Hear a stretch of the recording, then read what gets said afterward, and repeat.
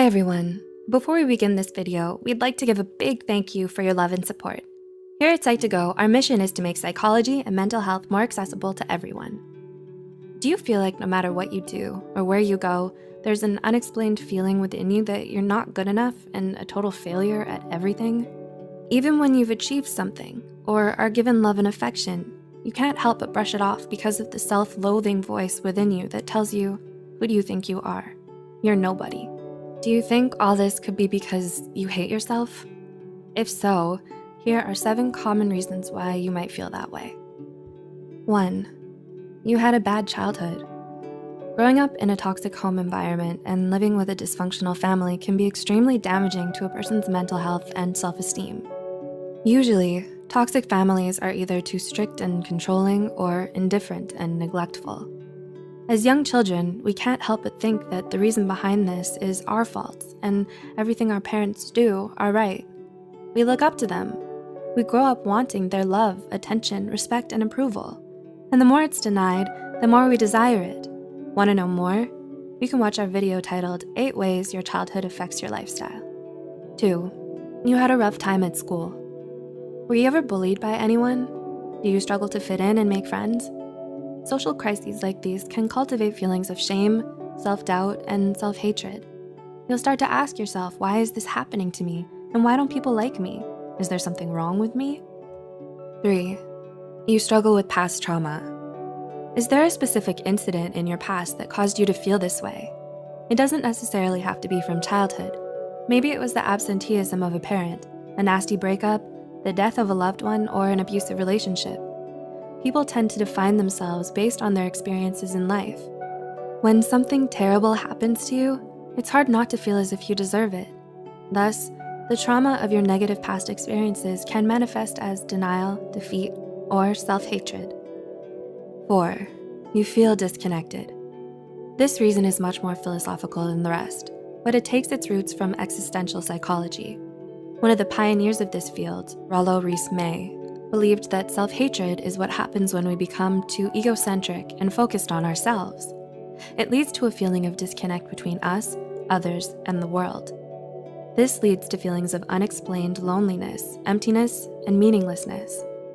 When we think too much about everything only from our point of view and fail to realize our place in the universe, we deny ourselves the opportunity to fulfilling our greatest potential, and thus unknowingly hate ourselves for it.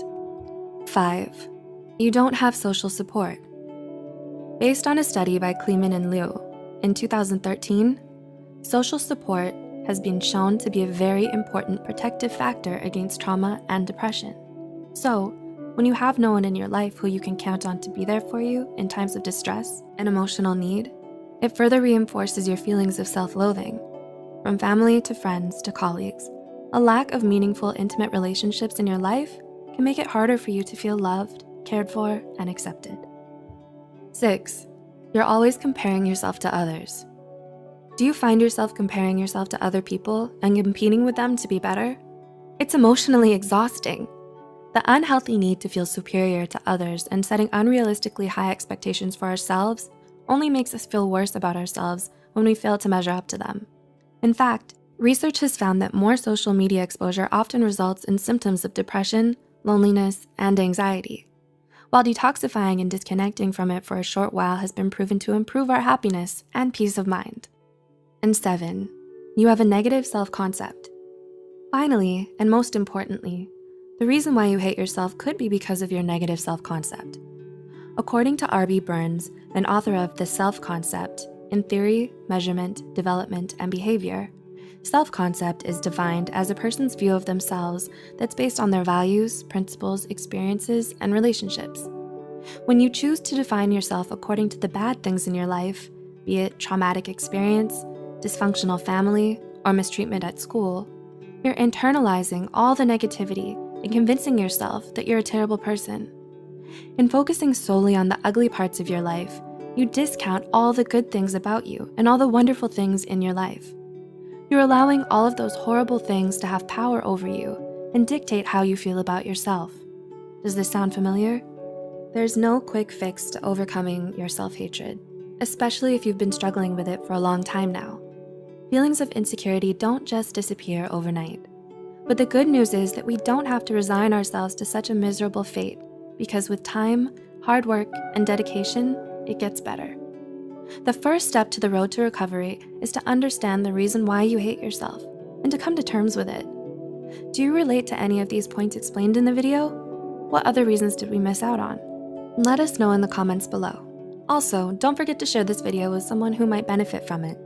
Like this video and subscribe for more psychology content. As always, thanks for watching.